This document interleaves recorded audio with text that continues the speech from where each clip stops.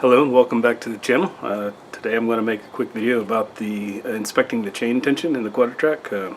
I have one of the original Jeep tools, J25162, that is used to check the chain tension, but of course no one really has these, generally speaking. So what I want to accomplish then is to find a simple way with basic tools or things that people may have on hand to check the chain tension in a rather precise way, so that you know when the correct time is to put in a new chain. So here's the Quadratrac unit we just finished rebuilding. If you watch my rebuild series, and a couple times during the series I showed this tool and mentioned that maybe there's a better way to measure chain tension. What we've done over the years is to simply insert a screwdriver or something. This is a 1/4 inch socket extension. Press it into the hole and check the chain tension just by pressing on it. And the idea is if it flexes more than about 1/2 inch, then it's about time to get a new chain. I think that's probably not very precise.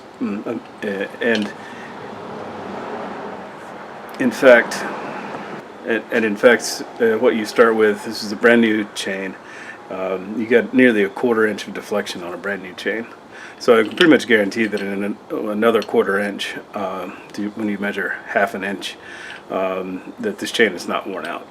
So I think what really happens is people who have these transfer cases are probably fairly mechanically inclined.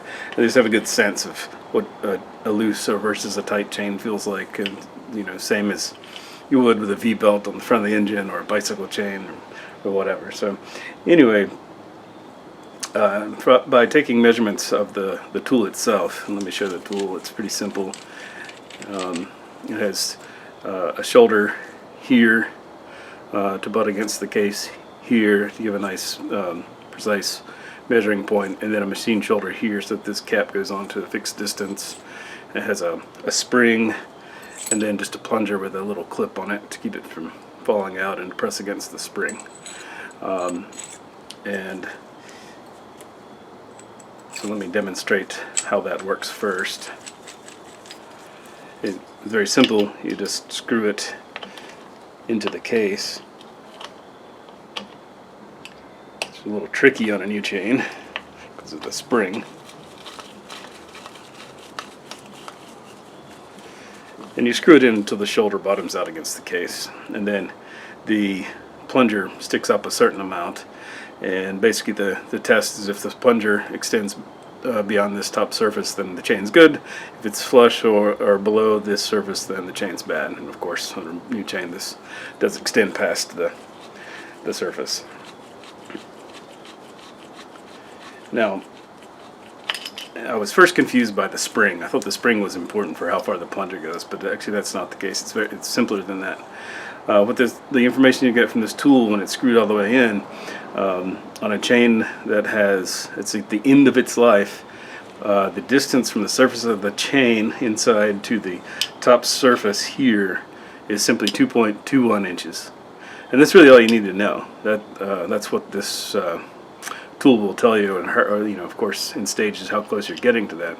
But once your chain is, when you put pressure on it, either with this tool or with any other tool, to get all the slack out, and of course you want to make sure that one side of the case is free to turn, so that when you press it, you pull the slack to this side of the case. And so it doesn't matter how you apply that force, the distance is 2.21 inches, and that's the important part. And of course I have these cases upside down from what they would be in the vehicle, and if you have a sagging chain, it would be falling down, and that would change your starting point when you touch the chain until you press on it some more. But all that doesn't matter because we're going to end up with an absolute measure instead of a relative measure from, I feel the chain here and I press it and it's some distance that it gets pressed. We'll do an absolute measure. And like I said, 2.21, right? And so here we happen to have a case with a chain that's near the end of its life. So let's just stick this in and measure and see what we have.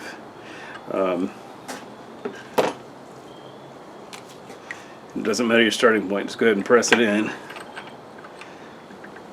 And it's a little wobbly, and we'll get to that next, and make a mark on whatever you're using to test this. Now,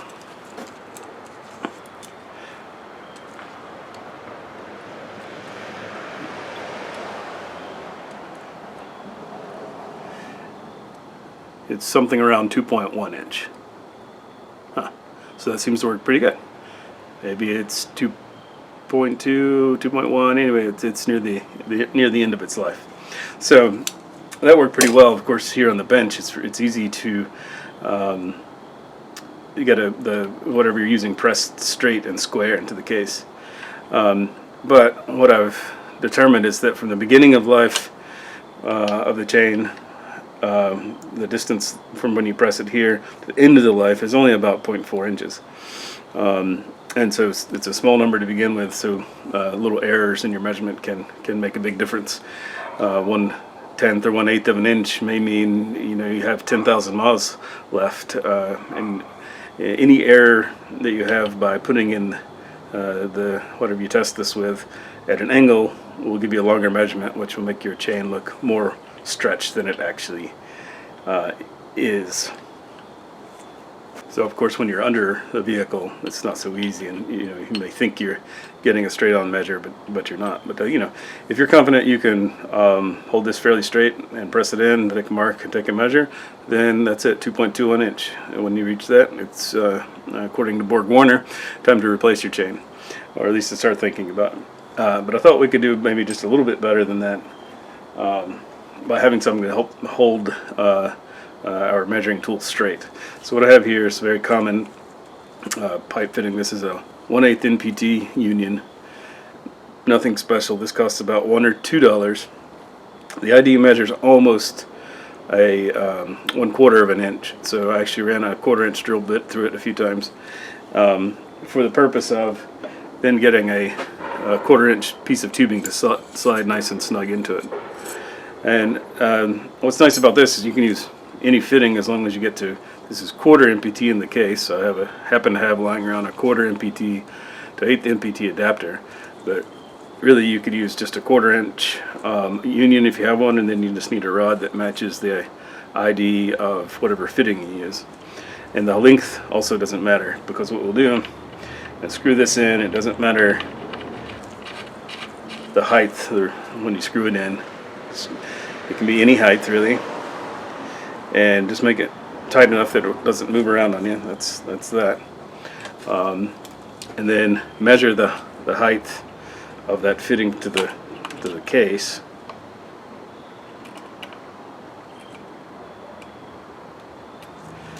And I get 1.143 inch, or 1.14 we'll call it.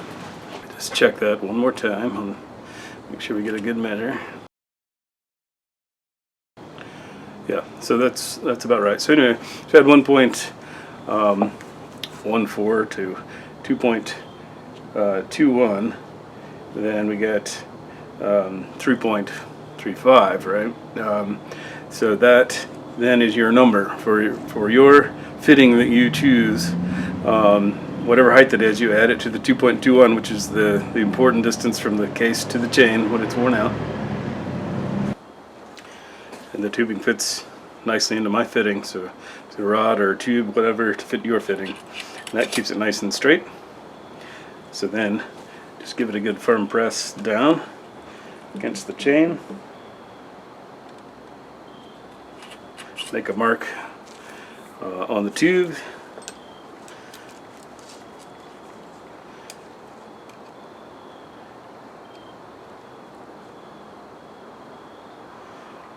And measure 3.31, and my magic number is 3.35. So I have, just a few hundredths of chain left. So basically, this chain is right there. Is where you would want to think about replacing it. Now let's see how that compares then to the actual tool, and see how much life it says we have left. So 3.35 minus 3.31, that's 0.04, alright, so 4/100ths of chain left. It'll be hard for you guys to see, but this sticks up a little bit from the tool, indicating there's a little bit of life left. And that tells me that there's 6/100ths. So 0.04, 0.06 from the one method, 0.06 from this method. So there's no significant difference there. That's basically the same information. Both telling you that, yeah, you're very close to looking at a new chain. So just to recap, the important distance is 2.21 inch from the chain to this surface. Make some, if you want to do this in a careful way, make some fitting with some sort of rod that you can push through it that fits relatively tight so it keeps the rod straight. Screw this in, measure its height after it's screwed in, add that height that you measured to 2.2, and that's your number for when your chain is worn out. Press your plunger in, measure, make a mark and measure. If that number is smaller than your magic number, then you're good. If it's equal to it or larger, then you need to start thinking about a new chain. Simple as that. Is it worth really trying to do this and keep this straight? You know, it depends. If you're the, you know, it's a 1/10 of an inch important. If you're running stock engines, stock tires, mall crawling, you know, that 1/10 of an inch may be 30,000 more miles. You know, if you're running, you know, 40s and a big V8 and dominating Moab every weekend, then, you know, probably you don't have so many miles left with a 1/10 of an inch. But either way, it's important to know your number, and then of course if you track this over time, you'll get a sense for how you drive and what a 1/10 means to you in terms of number of miles. Anyway, hope that was helpful.